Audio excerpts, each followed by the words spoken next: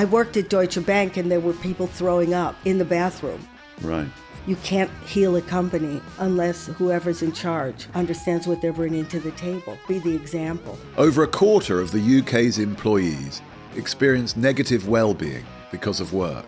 So how can you improve communication while supporting colleagues who are struggling? Joining me today on All About Business is Ruby Wax OBE. A comedian, writer, and mental health advocate, Ruby provides businesses with leadership training, helping them build trust and rapport among colleagues. So on the subject of President Trump, you did a program about him. Well, my makeup artist had to do his hair. He said he wanted to be the next president of the United States, and I started laughing. He left me in a plane and just dumped us in Arkansas. Okay. But he knows how to evoke terror, and that's another way of doing business. If you're so terrorized. And I went to Oxford to learn cognitive therapy and neuroscience and mindfulness. It's got to be something you practice. You can't just jump out of the plane and expect the ripcord to work the first time. No. Ruby Wax, the brand, has a timeless quality. I mean, you continue to reinvent yourself, and people know who you are, and they continue to be interested, engaged, and love you. I think you're right. It has to do with reinvention. So once television was over for me, I did 25 years, and I was sure Louis Theroux stole my job. I didn't get sucked back into begging again. You should know when your moment is out, when your light's gone out. Do you want me to just be honest? I do have a bit of depression. Can you tell I'm depressed? Well, you told me you were. I know, but look at my eyes. You can always tell in the eyes. Yeah, they don't look the same. Yeah, they're slightly dead. Mental illness doesn't go away by wishful thinking. Right. It really needs medication. So if someone presents as you think they might be depressed, you're their manager or your colleague, how can we help them? What should we be doing? Welcome to All About Business with me, James Reed, the podcast that covers everything about business, management, and leadership. Every episode, I sit down with different guests who've bootstrapped companies, masterminded investment models, or built a business empire. They're leaders in their field, and they're here to give you top insights and actionable advice so that you can apply their ideas to your own career or business venture. So today on All About Business, I couldn't be happier than to welcome Ruby Wax, my friend and neighbour and collaborator on several projects. And Ruby, I invited you to come and talk to us on All About Business because which ones do we collaborate on? When you took me to, can I say it? Yeah. To your horsey people who do the hunt, and it was a drag queen contest. Oh, yeah. And they were magnificent as women. As men, I didn't really... Well, yeah, that was a very good example. That was a good collaboration. So you do take me to some interesting... The drag hunt, yeah, that was one. And then we went to Dubai. That's hard to say. So, Ruby, the reason I asked you is obviously you're in the entertainment business, but that does not do you justice, I don't think. Because thank you. Way beyond that, you're in the funny business, you're in the book business, you're in the wellbeing business, you're in the training business. I mean, you've got your own personal brand. I mean, you're big in business, in my view. And I want to talk to you about that because Ruby Wax, the brand, has a timeless quality. I mean, you've continued to reinvent yourself, and people know who you are, and they continue to be interested, engaged, and love you as a brand almost, I feel. So I think you're right. It has to do with reinvention because you're pegged at a certain point. You know, when you're in first gear and nobody's going to get in your way, that could end really quickly, you know, because you have a short life in television. I remember once John Cleese fell over in a supermarket. He had a heart attack, and everybody walked around him and clapped, thinking it was a prank. Oh, no, really? I didn't know that story. Yeah, but I mean... But he's still alive, so someone must have felt somebody, I think he got up. It was a prank. Yeah. But you don't want to be thought of as a stereotype. No. You got to break that one. Even though I was a brand and it got me a job, it wouldn't have lasted. A brand doesn't last. It has to change. Has to continue to reinvent. Yeah. Which you've done so brilliantly. I was thrown out early from the Royal Shakespeare Company, mainly because I couldn't act. So that would have ended the career. There were all possible ends. But then if you switch gears. And I think I learned that from my parents who were immigrants, refugees. They had to keep switching countries. So we're used to putting our pianos on our backs and scuttling to the next place. We're not sentimental like, oh, I did this all my life, or this dirt represents where I lived. We don't fight for our corner. We just move quickly. And so I think I got that from my parents. It's in my DNA. So once television was over for me, I did 25 years, and I was sure Louis Theroux stole my job. I was Louis sure. Theroux stole my job. Louis Theroux stole my job, and then he interviewed me about 2 years ago, and he was a really nice guy. He didn't steal it at all. And he said, why don't we put your shows all together on TV? So they did. But the point is, I wasn't auditioning to get my job back. That would have been a low card to play. They put my shows on. Yeah, they put the best on. There have been terrible ones where I've hidden in my house behind furniture. They were so awful. But the point is, I didn't get sucked back into begging again. You should know when your moment is out, when your light's gone out. And then look inside and say, what is the real interest? And I'm in that position now again. You have to look in and say, what's interesting for me? If you're lucky enough to not have to earn money to keep your family alive. And I'm in that, I'm so lucky. I could just, Yeah, no, that's interesting. So you say look inside. So when you want to make a transition or a switch, or that's what you do. Well, Can you you have can to. you sort of, what's that? Talk to me about that. What's Well, that because mean? I do mindfulness, Yeah. it's not anything spooky, or you're not sitting on some gluten-free cushion. It's a real way of taking the temperature inside rather than just outside. Like, what's the state? And if you're shaky, or you think this is really, there's something, it's different than just being frazzled. It's a niggling that your life isn't satisfying anymore. I think it's called going into the second half. Yeah. Is that now it's no longer relevant to find an identity, to find a personality, which I did. I found a personality, and boy, did I hold on to it. To my detriment sometimes, because people come up and they're laughing and it's no longer me. But because I switched gears so quickly, and I went to Oxford to learn cognitive therapy and neuroscience and mindfulness, I could switch it really quickly. And it meant I could find satisfaction in going to Oxford. In a way, it had more dignity than television. Yeah. So the jump was agonizing. But then once you do it and you find your milieu again, then you can go on creating. But you've written several books about 7 now. Yeah, and they're bestsellers. I mean, these are excellent books. And you did the one woman show, I'm Not As Well As I Thought I Was. Yeah, which I saw, which was brilliant. Tell us a little bit about that, because that really encapsulates your journey in a way. Well, that's the journey now. I mean, I started off, I used my dissertation from Oxford. I did it, I got all the abdicators. Is that what their names are? Abdicators. Yeah. Or adjudicators? I don't know. Adjudicator. Yeah, I got all the adjudicators. See? Little bit of dyslexia, never hurt anybody. It's good for comedy, but it's crap for an academic paper. This is just a long word for people at Oxford. Yeah. So they, rather than writing a paper, I had to do a dissertation. I did a show. So they graded the show, and I got a first class degree. And then I took it and I put the comedy in, and then I turned it so I toured it, so it's like killing two birds with one stone, or many birds with one stone. Yeah. And so I took my old job, which was comedy, and that's only because I speak dyslexia. So sometimes I'm being very serious, but the words come out in a jumbled way. It's like playing jazz instead of a symphony, and people think it's comedy. Well, then it's comedy, and you start brushing up on it. You polish it and polish it. But, you are known for comedy. You're a funny person.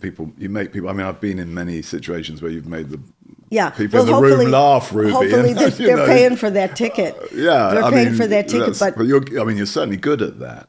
I never, though, just did, hey, funny thing about my plant, or anybody here from Sheboygan. I didn't do stand-up. I did. Alan Rickman, my mentor from the Royal Shakespeare Company, taught me, he said, do a narrative so that if nobody laughs, you're still doing a play. You're on track. And so he taught me for 30 years. He said, stop looking so desperate. That's so interesting. Do a narrative. Do a narrative, yeah. Don't look for laughs. Right. So you can just carry on with your narrative, even if they're laughing or not. No, it's a story. It's got a beginning, middle, and an end. And he made the most bizarre decisions. There was one show I did where nobody knew who I was. It was really early on. So I pretended I couldn't get in the dressing room because somebody had locked me out. So I had the audience helping me, banging on the door to get in there so I could do my makeup. Finally, I couldn't get in So I went into the middle of the stage with a chair and started doing my makeup and ironing my clothes and setting fire to those curlers, so I could curl my hair. Meanwhile, I'm talking the whole time, and it's funny stuff. Yeah, but it looks like somebody I in can the see it audience in my went mind, crazy. and I can imagine that was very funny. And then finally, when I was fully dressed, the lights went out because the crew said, that's it. So I finished my show outside the Donmar singing, lip singing to Perry Como, and every night the police came and took me away, and 300 people applauded. That was my show every night. We'd have to get out of prison. But that was Rickman's idea. But that gets you. That was his idea. That was his idea. I'm just thinking how you apply that. You could apply that into all sorts of situations. Well, you go sideways. Narrative. Yeah. Novelty is when people's brains, the neurons start shifting. If it's the same old, and you're dead, you pass that deadness on to the next person. And I really think, again, with mindfulness, you take the temperature inside, read the other person, because the only way you can read another person is by reading yourself, and then switch gears. Novelty is what makes people go, aha, this is an original. We only want people who think out of the box, and yet businesses and schools crush that. The fear levels are so high that nobody dares to free fall, and you got to free fall. So businesses and schools crush that. That should concern us, because what you're saying is novelty is the basis of creativity, and a lot of businesses, I suppose, just keep their boots on and do the same thing they've always done. But I think companies now have to reinvent again, because your jobs are going to be replaced pretty quickly. So you've got to think. Thanks, Ruby. Yeah, that's true. Not you. Maybe not you. I think it might be true. A lot of jobs are, You've got to jump sideways and think, what's the human quality that I can bring to this? What can't be replaced? And I think something like comedy, they can't do it. I've tried it on ChatGPT. They cannot create that rhythm.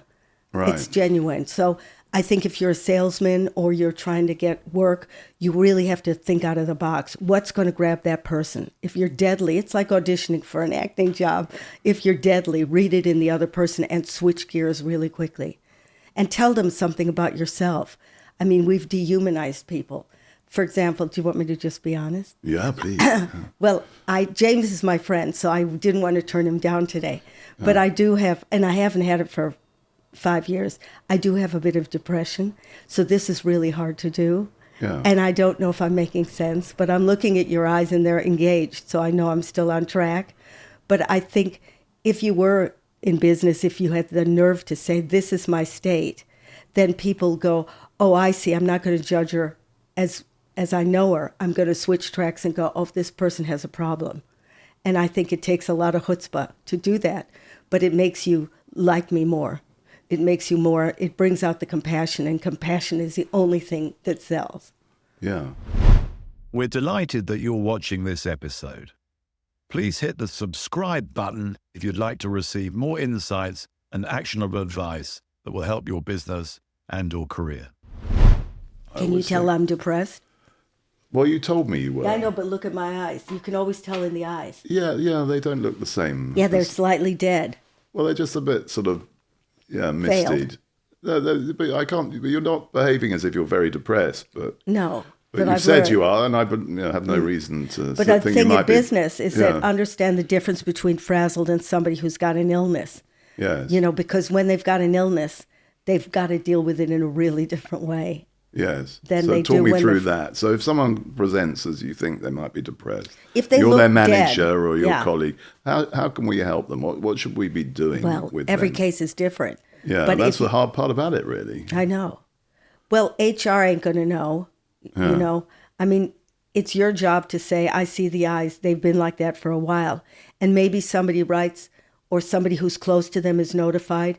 They need medication. I mean, I'm from that school. So there's a person sitting next to you, you're worried about them. You suggest they go and see a doctor. Maybe you say and go out and, have a drink with them or whatever and say, here's what's going on for me, what's going on for you. But go to you first. And if they ask for your help, take them by the hand and get them to a doctor. Because mental illness doesn't go away by wishful thinking. Right. It really needs medication. Well, no, thank you for saying that, because I would identify your authenticity as a person. That's one of the things I like most about you, and I think really attracts a lot of people to you as Ruby Wax, the brand. Usually I talk about mental illness. I'm not really mentally ill myself. But now you myself. don't feel very well. I have the beginnings of it. And if somebody, thank you for coming to talk to us. Oh no, I would only do it for you. Well, otherwise that I'd means a lot to lie me. and say I had pneumonia. No, well, thank you for that. But I don't want you to continue if you don't feel. No, I can continue because I like you, and your eyes are engaged, so you're pulling me out of myself. Right. And Good. I think that's what in business help the other person. You know, everybody's maybe 1 in 4 have a mental illness, but 4 in 4 are frazzled. And frazzled is a neurobiological word. I keep saying it. It's not a hairdo phrase. Go on, explain frazzled. Frazzled Let's is, do the 4 in 4, and then we'll do the 1 in 4, and how we should help and engage with both. Well, we're all frazzled. You know, the culture is frazzled, so you're not your fault. There's so much, it's surrounded by weapons of mass distraction that you don't know where. Weapons of mass distraction. I like that. So go on. What's so frazzled because? Because you're stressed about stress. I mean, this is a new phenomena. People in the past, I've said this before, didn't die of stress. They died of old age, about 12 and a half, bad teeth. But it wasn't stress. We're supposed to be stressed. That's what gives you your mojo. And then when a predator or something came along, you'd have to take them on. But once the incident was over, you'd go back to being cool again and eating whatever, your buffalo burgers around the fire. Now we're always wired. The minute one thing ends, the next thing has to replace it. We're addicted to the adrenaline. It's so addictive and it's delicious. Like nobody gets addicted to kale. Yeah. But I'm not saying, I don't want to. We're looking for the next buzz. We want the next buzz. And so the fear starts to taste good and it starts to taste normal. And people show off how busy they are. Like that's a badge of honor. You know, I get in taxis, they say busy, like they're going to throw me out if I'm not. So I said, I've just had a quadruple bypass. I'm on life support. They go, you must be doing so well. God forbid I say I'm not doing anything. Yeah. I think we're part of it is not being authentic. And I don't know where that fits in business. But I'll tell you, you make somebody's heart beat if you tell them the truth about yourself. Or you get the truth out of them, by saying, I don't know, something truthful about you that makes you frazzled. You couldn't find a parking space. That's a little shallow, but maybe something about your home life. Maybe it's hard to keep up with a family life and doing business. Just something that gives people a clue that not all is well in the state of Denmark. And that brings them closer. Totally. They'll give you everything. Right. And a lot of people are worried about doing that, aren't they? Because I think they fear they might be sort of pushed away. But you're saying the opposite happens, that yeah, we were born to bond. We were born to bond. And it was this sharing of ideas, of throwing it in the pot. It's not saying I'm miserable. It's just saying, I run Frazzled Cafe. Yeah. And the idea is that people, I always say, what's the weather condition going on inside of you? And people are so satisfied to say, it's stormy. My life is, smashing against the rocks. And you can see as they say it, I'm not saying you do this in business, but their eyes settle down. The calmness, because people want to be heard. If you want to talk to somebody about a job, ask them about their personal life. Get to know them, and you'll really see the person. You have to be careful doing that these days in job interviews. Yeah, but do it slowly. Yeah. Do it slowly. I mean, you're not going to go, are you depressed? You're going to say, what's going on? What disturbs you? Here's what goes on for me. You've got to come at it. That's what I did with my interviews. I said, I told them my stuff first. And then they told me theirs, and there was an intimacy. And then I didn't mention it when we were on TV. I never deceived them. Right. But I knew everything about them. Right. And so that's what made our eyes lock. Right. So you said 4 out of 4 of us. Am I jumping around too much? No. Oh, okay. Oh, that's really interesting, Ruby. No, I don't think I'm fully engaged. So 4 out of 4 you say are frazzled, and then you said 1 out of 4 are sort of more than that, anxious, depressed, perhaps. Well, anxiety is frazzled, as I said before. Beyond that, yeah? Yeah, it's that voice that says, I shouldn't be, nobody likes me, I'm not good enough. And that's fed in by the culture. I always think it's not your fault. You're comparing yourself with the rest of the world rather than it used to just be the village. Yes. You didn't pull your weight. You'd want to pull your weight because you didn't want to let the team down. Now, where's the team? The team is worldwide, and you're never going to win. So the fact that we're no longer in a village makes it almost impossible, does it? But the idea is to create little communities, which you could do at Reed or you could do in any business. create that safety. But I'm jumping around. No, that's again. really interesting. So I'm really interested in that. So you're saying you should try and create little communities. Yeah, because that's all people want. Have you seen how people do that, or have you got any advice for people who might be sort of interested in doing better in that respect? Well, I do talks at businesses, and Yeah. we sometimes build Frazzled Cafes, and it replaces a smoking room. Remember when people got in Yeah. there and they, We've got a sort of bus stop in the car park outside our office. Where people go but and a smoke. place maybe where they feel safe to speak, or we Yeah. could lead them, with Frazzled Cafe. But people need to feel like they're connected.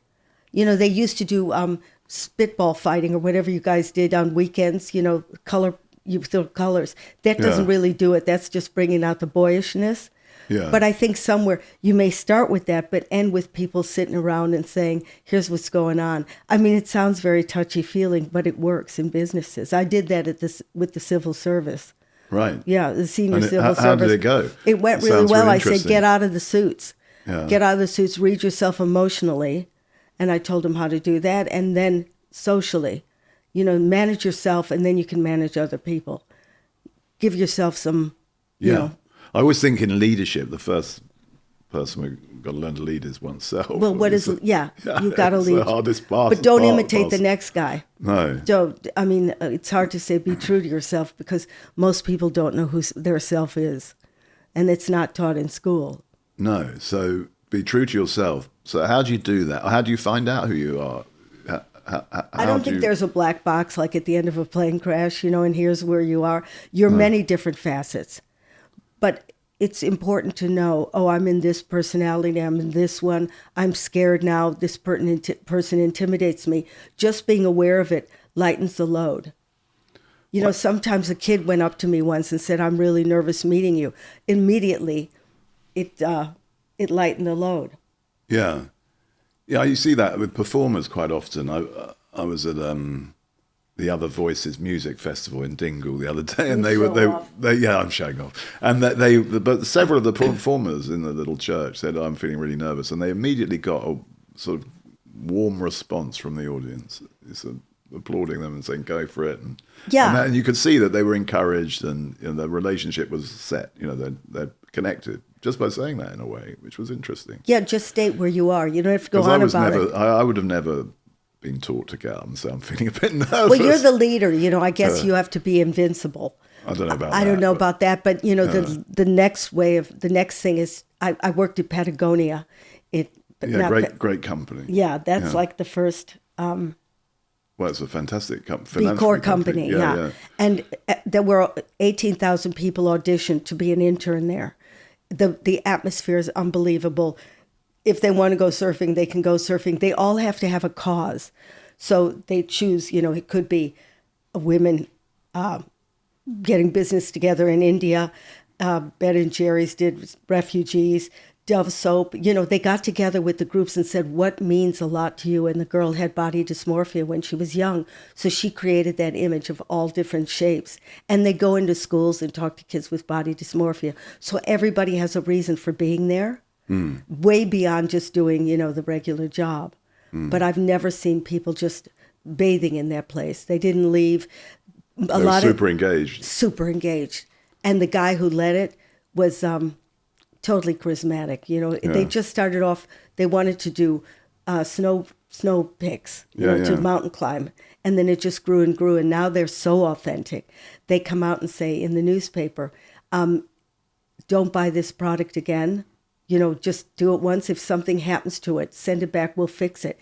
Now, nobody sends it back, but they keep buying and buying and buying. I mean, I'm not saying that's a clever ploy, but one woman called up and she said, my cat peed on my fleece. What do I do? He said, what kind of cat is it?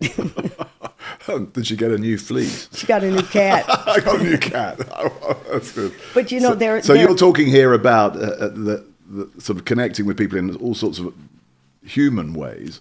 And being transparent about what your company's doing. Yeah. So they can trust you on the good stuff, but tell them the bad stuff too. I don't know if this is applicable to business, but to me it's applicable to life. And life is business. I agree with that. No, I think being sort of honest and transparent is really important. Yeah. Because no one expects it to be going well all the time, because clearly that's not what happens. We have good days and bad days, good years and bad years. Sometimes business is booming, sometimes it's not. So I think having that relationship of trust is so important with people in the organization. I asked a question of one of our great authors the other day, and I was concerned about AI writing novels. Yeah. And would people read novels written by AI? This is a threat to everyone in sort of the creative world, I suppose. You say AI can't do comedy, which is good, but it could probably write a story.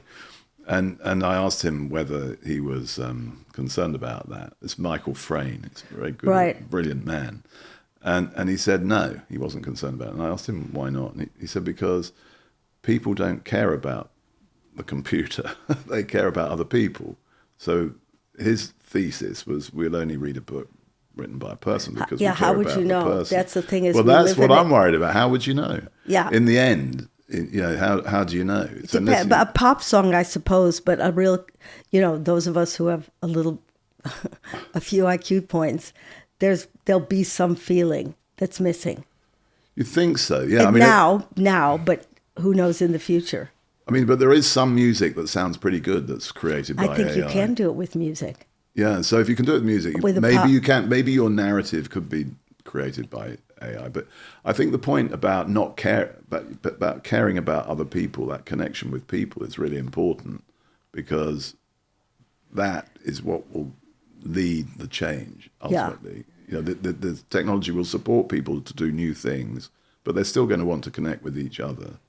And you have to practice it. None of this comes naturally. So I get, if I get in a taxi, and not all the time, but find out about him and watch how smooth that ride is. And you can get them off. So you always ask them about themselves? Not always, but I sort of do, and it's remarkable. Sometimes what were the interesting things you've heard? What did you hear this morning you came? Oh, he it's nice, he shared, he had a fever and was really ill. Oh, no. Yeah, and I thought, what am I sitting in this car for? Well, that's useful to know, though. You might want to And then I said, I had a migraine. I didn't. Right. But he started to have sympathy for me, and then said, did I want to stop somewhere for coffee? He started off really cold, and I thought by the end, right. And it makes you, it gives it like there's a hit in your heart when you connect. When we went to Dubai all those years ago, Ruby, I've got this recollection of you sort of blagging your way into the presidential suite of the Burj Al Khalifa. And you've got this talent for sort of opening doors, connecting with people. You've talked a little bit about it, chatting to people on the way here and the guy in the cab who drove you. How do you do that? Because I think a lot of people in business want to make the sale, want to build the relationship, want to sort of get out on the front foot and get known. I mean, you've been brilliant at this in your career. Any tips for people? Well, again, read your what do you call it? Read the piece of meat in front of you. Yeah. At first he was very very literal. So you know what I mean? He was very self-possessed, kind of blown up like Buzz Lightyear. You're not getting in here. That was his whole thing. So I think we started to talk about what the job was. You're talking about the doorman at the Burj Khalifa. The manager really. The manager. Out. Okay, You'll never get in here. And just remember, we started shooting around. Yeah. Just how do you get the job? What's the job entail? Now he thinks, oh, she's interested in me. That's all people want, is to be interested. Didn't argue and say, how dare you? Yeah. Just got interested in him, and then kind of saw that he may be a little bit gay. And then I dropped the bombshell. Do you know I write absolutely fabulous? We were in that room in 2 seconds. Oh, right. But if I hadn't seen that spark, oh, right. You'd have to find another one. I'd have to find another one. Yeah. But, soften him up. So you're looking I don't write it, I help write it. Yeah, but you're looking for those. I'm looking but you're for looking the for those niche. Connections all the time. Just scuttling in there. I mean, we might not have found it, but bingo, that was it. Yeah, it was an unforgettable tour of the presidential suite. I'll never forget it. It was every color palette in the it was incredible. Universe. It was extraordinary. It made Cleopatra's, bathtub look like a puddle, like a sort of puritanical place. Yeah. Yeah, no, that was interesting. So Frazzled Cafe. This is you founded Frazzled Cafe, the charity. It started off. You started, I think, having meetings where people would gather in Marks and Spencer's on a Thursday evening. Yeah, I told Marks and Spencer's again. I was doing a talk because I talked to a lot of businesses that my dream was to create community where people. I was basing it on AA, but because where I love it, where people just speak from the heart and everybody Yeah, it's a great loves them. organization, AA. Yeah, and then you have cigarettes and cookies. What more do you want? So I wanted that, and I said, I'm going to ask Starbucks. Well, they didn't like that. They said, why don't you use Marks and Spencer? They said that, did they? Yeah. And Marks and Spencer said, well, a good idea, did they? Yeah. They said, why are you going to Starbucks? So take our... So Steve Yeah, because they've Rose got cafes, haven't they? Yeah. Yeah, but, play it that way. Like, I don't need you. Yeah, yeah. Never look desperate. No, quite. Yeah. Let people come to you. That's another thing. Right. Rickman taught me that. Don't get that excited puppy dog look. So you got into Marks and Spencer's, and so what? People would come to the cafe in Marks and Well, Spencer's. we'd invite people, and we'd check out, what their condition was. We're not therapists. We don't take on people in the midst of a depression or whatever. We tell you where to get help if you do come to us. And there'd be about 12 to 15 people, and they'd come in all terrified, scared after the shop shut. And then by the end of the meeting, because people felt heard, they felt cared for, they'd walk out like kind of this charm bracelet of compassion. And some of them are still friends. So we created community up and down the country. And then because of COVID, we had to go online. And I run it now every 2 weeks. But every time I think, why am I doing this? And every time I finish one, I know why. It's probably what people got in church or what they got in the Old Town Hall or the Quakers. Is it because everybody's so giving and they're so listening. When you get people's total focus, again, you get a hit that you could carry with you. People were saying, even when I'm not on here, I know it's here. But whatever you have to do to make people's hearts build up as much as their brains. What are the sort of characteristics of someone who is frazzled? What do you see? I think they know. I think they know, but they avoid because it's so shaming, because we're supposed to have a stiff upper lip and get on with it. But it's where there's a red mist in your head and you can't think clearly, where everything is, we're not supposed to multitask unless it's an emergency, but not constantly. And to learn what's your tipping point. And that's what I do in a lot of businesses. Not everybody can work 48 hours a day, have 13 kids, make a muffin and jog at 2 a.m. Not everybody, maybe some people were born for it. So at a certain point, you're not productive anymore. So what do you do when you hit that point? And you have choices. I mean, again, let's call it brain fitness or mental fitness. You can think that way. You can excuse yourself, because if you know you're frazzled and you're going in a meeting, you're going to lock antlers, just like animals, and you're not going to get anywhere. I wish companies would just raise a white flag and go, I can't do this now, see you in 5 minutes.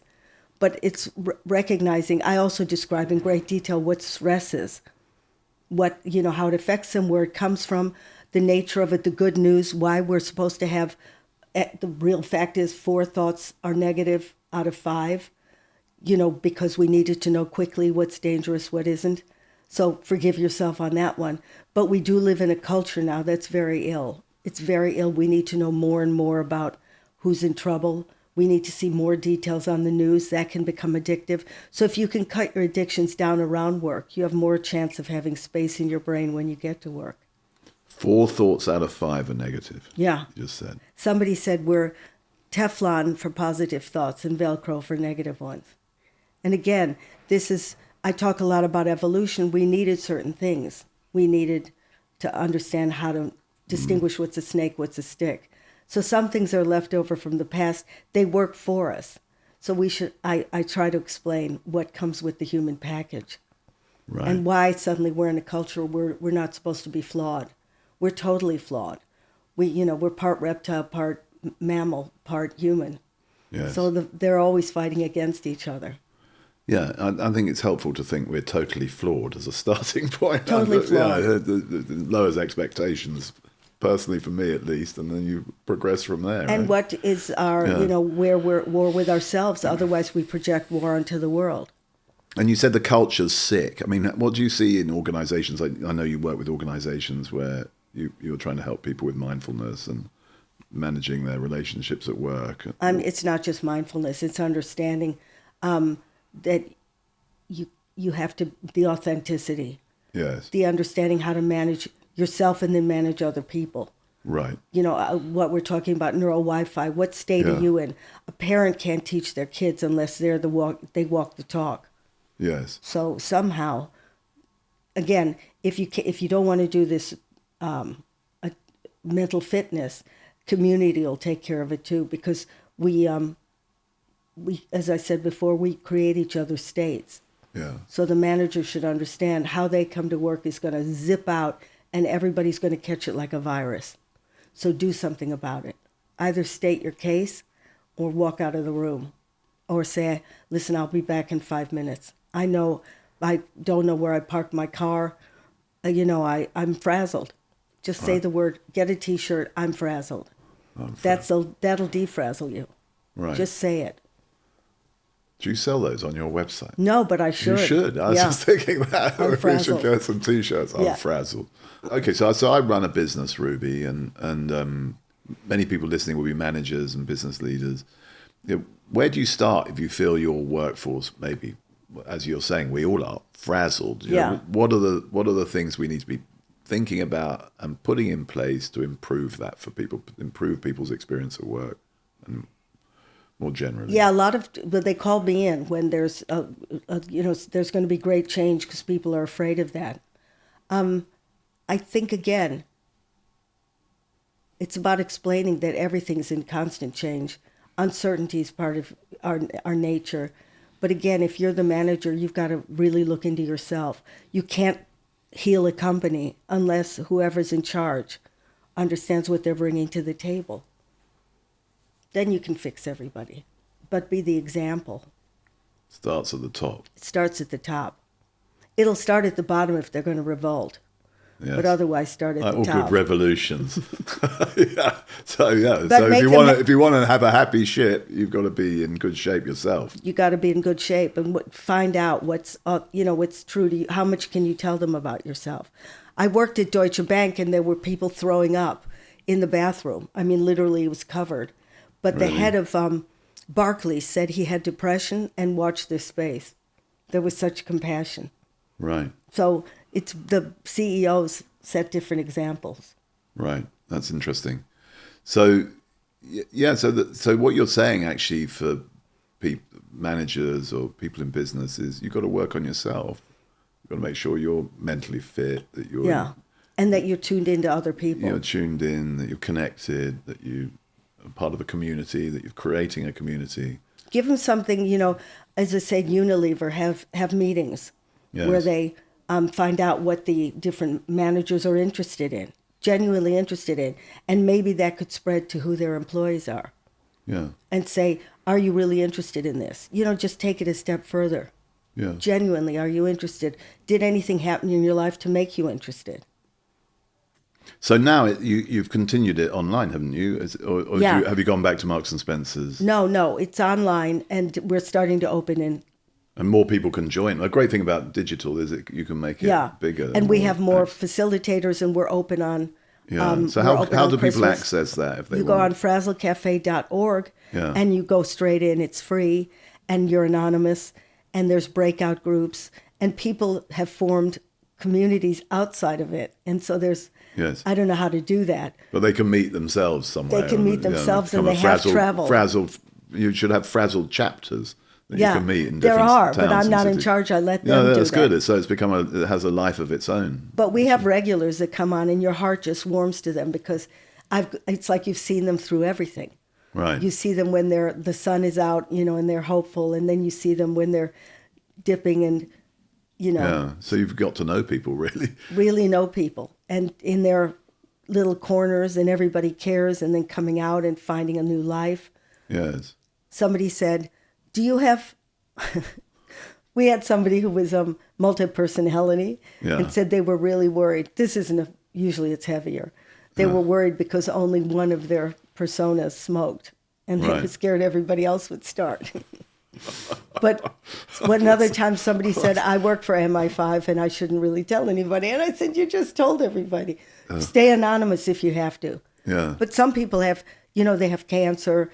They're worried. They work for the national health. They're burned out. They feel guilty that they should be complaining.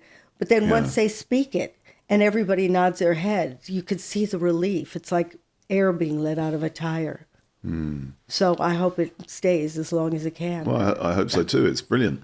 Listening, you talked about creating community again with the Frazzled Cafe. You talked about it in businesses, and you've talked about the importance of really listening to people, or how people don't feel they're listened to enough. And those are two things I think organizations can do a lot better potentially.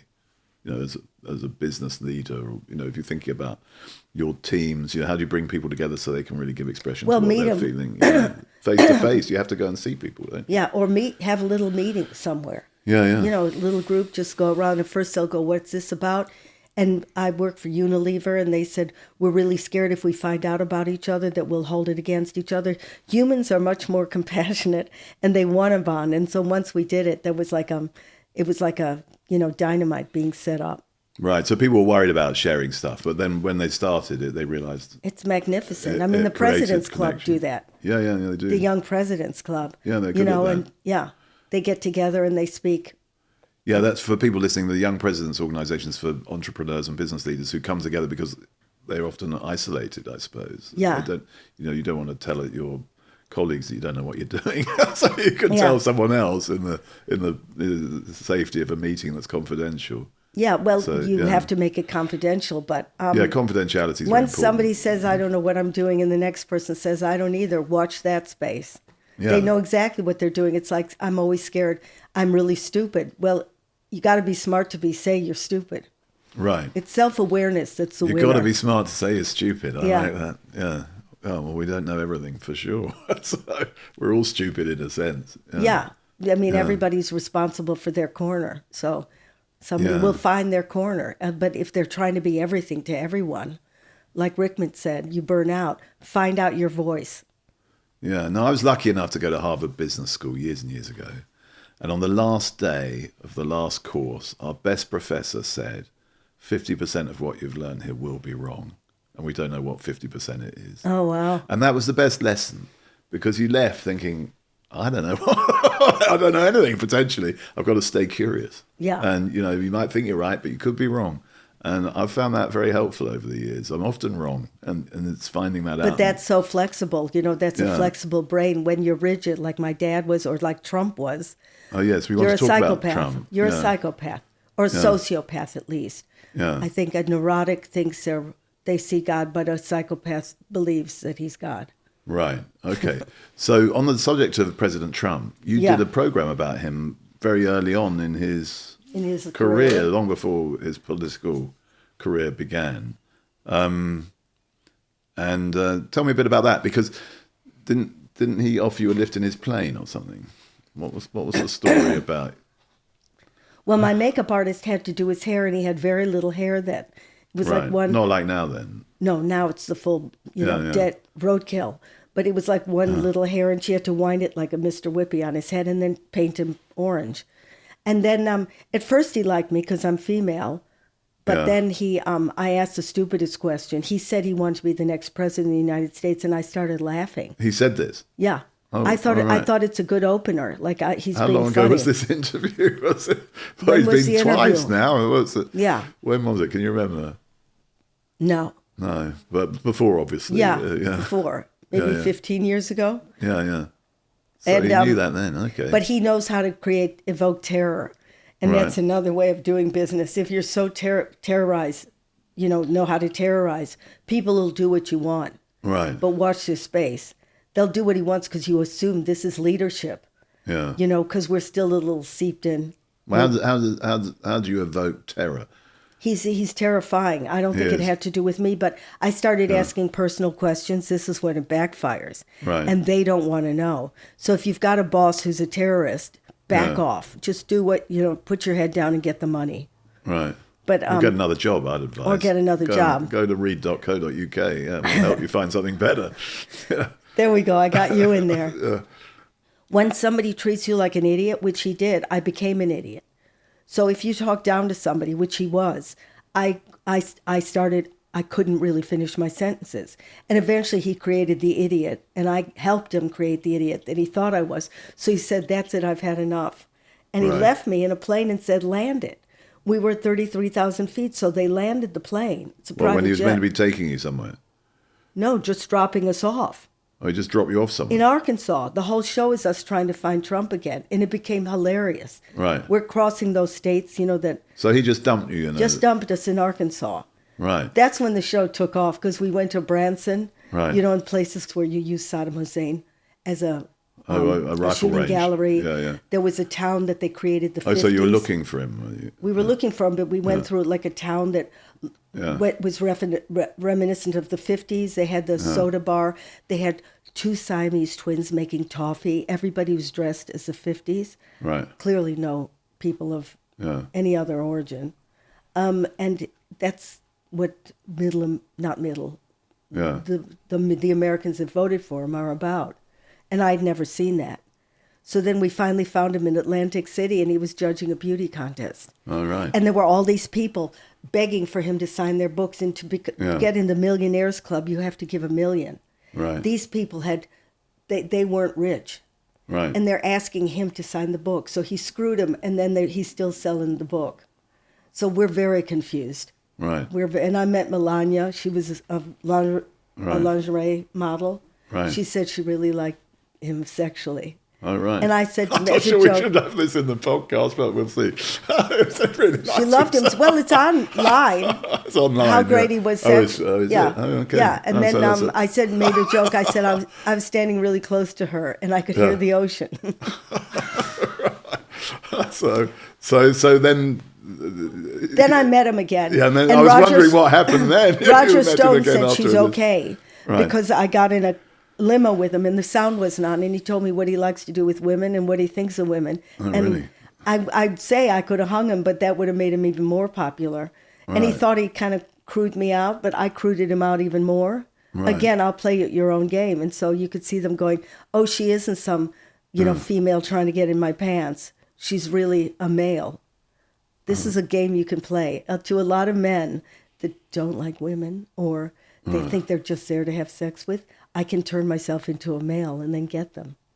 So Roger Stone said, she's much cooler than you think she is. And so the whole show ends with his arm around me. All right. So I kind of... So can we watch this show somewhere? Where is it? On YouTube. On YouTube. You remember something called YouTube? I do remember YouTube. How I'm watch archaic it. are you? Yeah. Sorry, I shouldn't have given myself away No, as such a so dinosaur, Ruby. YouTube. YouTube. That's where I'll go. So it's still there. I'll definitely watch it. And you haven't seen the new movie, The Apprentice? I did. Oh, you have? So Yeah. what did you think of that? I haven't seen it think yet. it's fantastic. I mean, it's probably not accurate, but it's fantastic. But he had a mentor. That's what that film's about, isn't it? There's a mentor He in had a New York. mentor who was a killer. Yeah. Yeah, he taught him to be a killer. But, like he says, you have to be born with it. Right. Do you know what I mean by a female turning herself into a male?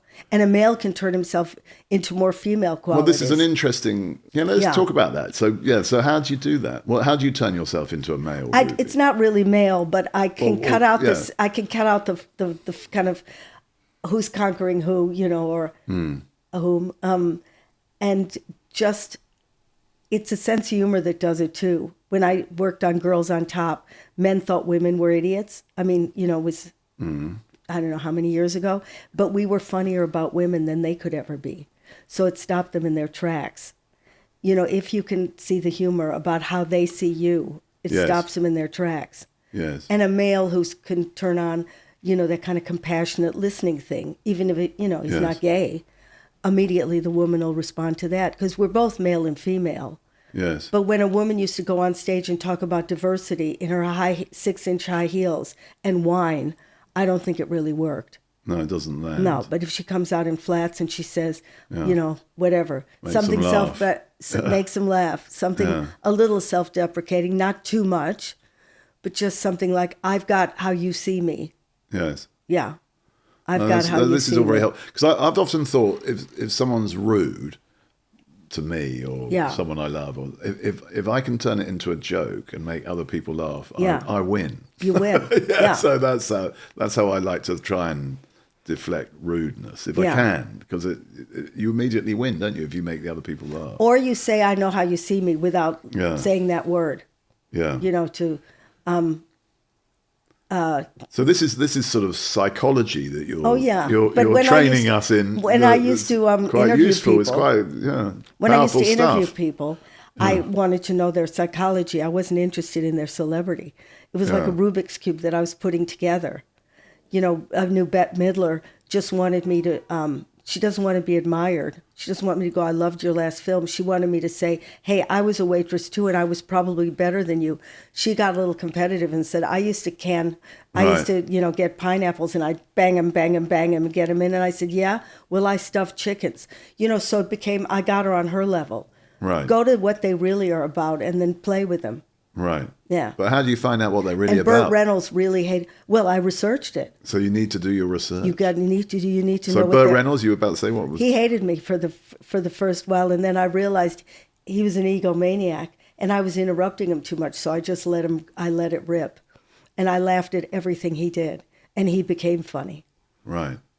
You know, do you shut up, or do you let him run, or do you flirt with them, or do you stand back and kind of analyze with them? What do they want? Right. But be authentic to yourself. I mean, you know, you can't fake it completely. But you've got to learn that I hate the guy. He's screwing up my show. This is a waste of time. 8 hours went by. I was showing off. I put on cowboy uniforms because he had his own shop at Burt Reynolds Land. And then I thought, he's not responding to me. I'm like a little irritating thing. So I shut up. Yes. Yeah. And let him shine. Shine. Yeah. So giving people a space to sort of, I mean, that or they want to be cajoled, or they want you to be, what do they want? And don't give up, So the question is, what do they want, in a sense? What do they want? That's what you're asking yourself. Yeah. I like that. That's very interesting. So, but you could, that But affects... you can only read that when you've got space in your mind. You know, if you're too clogged up with, I hope I get this job, I hope this person likes me, the red mist will stop you from thinking creatively. Yeah. But you just said, if I hope I can get this job.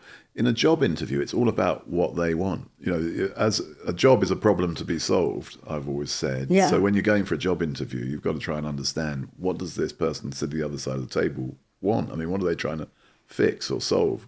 And how can I help them do that? And so many people, I think, go into job interviews thinking, what's in it for me? Or how can I earn more money? And that by switching it to what do they want and really understanding that, they give themselves a much better chance of getting the job, in my view. So that's exactly the same as what you're talking about in terms of the interviews you were doing. But you can only play if you lower your cortisol. Right. Fear keeps you... And so this fear, is where... So how do you get rid of fear? Well, I told you, it's something like mindfulness. You know, some people... it's got to be something you practice. You can't... Preparation, though, as well. Huh? Yeah, you can't just, jump out of the plane and expect the ripcord to work the first time. No. So do mindfulness or like you said... Yeah, preparation. No, training. Oh, training. You said mental training. Oh, mental fitness. Mental fitness. Mental fitness, I think is really... I mean, read about it. If I have the money to see a good shrink, go see a shrink. Go do CBT where you learn what your it's exactly like mindfulness. You learn these are your default. This comes up no matter what you're in. If you're with your friend, you still think, oh my God, why didn't she call me? Does she like me? Then it happens at a job interview. You realize those are just habits. They're not real. They're just habits. So I was thinking about, at the beginning of our conversation, I said you've been in all these different businesses. But the psychology is what connects them all, isn't it? that's my real interest. That's what it's your real interest. That's what you're really about. Yeah. Whether it's making people laugh or helping with mindfulness or training people in business. So you're really interested in people. Yeah, and I think that can be trained. Yeah. Come out from behind the suits. Nobody likes a suit anymore. But that's the key to your success as well, isn't it? Your interest in other people. I wouldn't do it if I wasn't. That's my gift in the second half of the show or when I run Frazzled. I do the show. I do the, I'm tap dancing and showing them what I'm about. And in the second half, after the interval, they let me know what they're about. And the vibe in that room is fantastic. Again, it's maybe what church was about. Yes. So you've said that more than once. A lot of these people are looking for something that's been lost perhaps in their communities. Because some of these we're lonely. That's our biggest illness now. We're lonely. Yeah. And that's, people just want to connect. in business, and they spend more time doing business than they do with their family. So they might as well love their work. Well, I think it's really important to love your work. And if you don't, find another job. Yeah. That's why we talk about Love Mondays. But this, and I think it's made more difficult by working from home, perhaps. I think that's made people more disconnected. I mean, I know we're trying to encourage people to sort of reconnect, but lots of people like working from home. Well, that I don't understand. You don't understand. No, because where's your community? You know, on Yes. Zoom? Yeah, I'd want to get out there. Yeah, I think sort of it's at our peril that we devalue the community, and we should be seeking community and seeking to create community where we can. That's a big part of your message. Yeah, and, you know, the manager should try and create it. Even if they meet for, you know, a minute before work or a minute after, just to say what's been going on. Yes. And it'll become more and more honest. Yes. No, that's a good... Because it has to be as important as just making the cash. That's a good shout. I've got two questions that I always ask at the end, which I'll ask you now. The first is, what gets you up on a Monday morning? It might... I don't know any different. You know, every day is a different day for me. So I don't go to an office. So I wouldn't know. You wouldn't know if it's a Monday morning? No, I don't know what day it is today. Fantastic. Yeah. So you just get up and get going. I get love up. that. Well, tell me where I'm going. It could be like Yugoslavia. Does it matter what day Or it is am I today? doing a show? I don't care. Yeah, but Just tell me where I'm going. well, I think it's fair to say to those listening that you got here before me. So you suddenly got up and got Just going. tell me where to go. Yeah. So tell me where to go. That's what gets you going on a Monday morning. And the second question is in my interview. Well, it's book. novelty, and I'm lucky enough that I can improvise my life. Yes. I don't have a set routine. So that's difficult, and that's an advantage, Yes. you know, because everything's a surprise. You can improvise your life. Yeah, Novelty, I like that. novelty, Yeah. Yeah, that is a privilege in a way. in a way. Yeah. Some people don't want that at all. No, they want routine. They want routine. I'm with you. I like novelty. Yeah. But sometimes it can be quite challenging and difficult. Oh, because, yeah. I mean, I'm between things now. You know, Yeah. I've just done my show. I'm doing it in Australia, New Zealand. Then I'm teaching mindfulness that in February and at Broughton Hall. And then I don't know. Yes. And so the fear levels are way up. But Right. when I figure it out, it'll be worth the reward rather than just repeat the old stuff. Exactly. Well, that leads nicely into my last question, which is, where do you see yourself in 5 years' time? Which might be difficult to answer given what you just said, but or not maybe. I don't want to repeat what I've done, but I think I want to write a book about how to find wisdom, because that's never discussed or sold at Harvey Nichols. Excellent. How to find wisdom. Well, I hope one day to read that. Yeah. Thank you very Hope much, to Ruby. find it. Thank you. Thank you. Thanks. Very good. I'd love to read that. How to find wisdom. Thank you to Ruby for joining me on All About Business.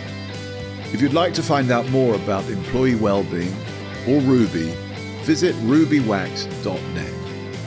I'm your host, James Reed, Chairman and CEO of Reed, a family-run recruitment and philanthropy company. If you enjoyed this episode, don't forget to like, subscribe, and comment. See you next time.